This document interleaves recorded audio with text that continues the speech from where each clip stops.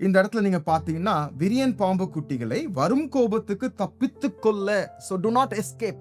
அந்த பாம்பு வந்து அக்னி இருக்கும்போது, ஃபயர் இருக்கும்போது அந்த பாம்பு அப்படியே அது எஸ்கேப் ஆகும். ஸோ நீங்களும் எஸ்கேப் ஆயிராதீங்க. ரிப்பென்ட், மனம் திரும்புங்கள், மனம் திரும்புதலுக்கு ஏற்ற கனிகளை கொடுங்கன்னு சொல்லி சொல்றார். ஃபர்ஸ்ட் டு நாட் எஸ்கேப் அப்படின்னு சொல்லி சொல்றார். அடுத்தது நீங்க பாத்தீங்கன்னா 8ஆம் வசனத்துல, ஆபிரகாம் எங்களுக்கு தகப்பன் என்று உங்களுக்குள்ளே சொல்ல தொடங்காதிருங்கள், தேவன் இந்த கல்லுகளினாலே ஆபிரகாமுக்கு பிள்ளைகளை உண்டு பண்ண வல்லவராயிருக்கிறார். இங்க பாத்தீங்கன்னா டு நாட் பிரஸ்யூம், யூகித்து கொள்ளாதீங்க அப்படின்னு சொல்லி சொல்றாரு. ஃபர்ஸ்ட் தப்பித்து கொள்ளாதீங்க அப்படின்னு சொல்லி, பாம்பு அப்படியே நழுவி போற மாதிரி நீங்க எஸ்கேப் பண்ணணும்னு நினைக்காதீங்கன்னு சொல்லிட்டு, அடுத்தது டு நாட் பிரஸ்யூம், யூகித்து கொள்ளாதீங்க. ஆபிரகாம் தான் எங்களுக்கு தகப்பன், நாங்க அவருடைய பிள்ளைகள், ஆகவே மனம் திரும்ப வேண்டிய அவசியம் இல்லை அப்படின்ற ஒரு யுகம் உங்களுக்குள்ளே வேண்டாம். அப்படி நீங்கள் யூகித்து கொள்ளக்கூடாது அப்படின்னு சொல்லி சொல்றார். சில நேரத்துல அப்படிதான் நம்மளும் யோசிப்போம்.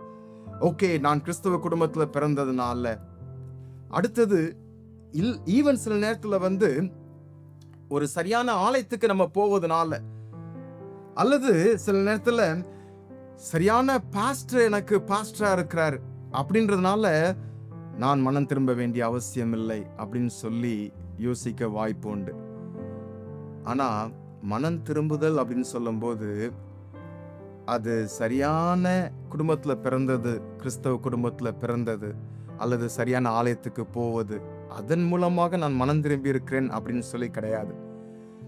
நமக்கும் ஆண்டவருக்குள்ள உறவு எப்படி இருக்கு, அந்த ரைட் ரிலேஷன்ஷிப் வித் காட் இருக்குதா, அதுதான் ரொம்ப முக்கியம்.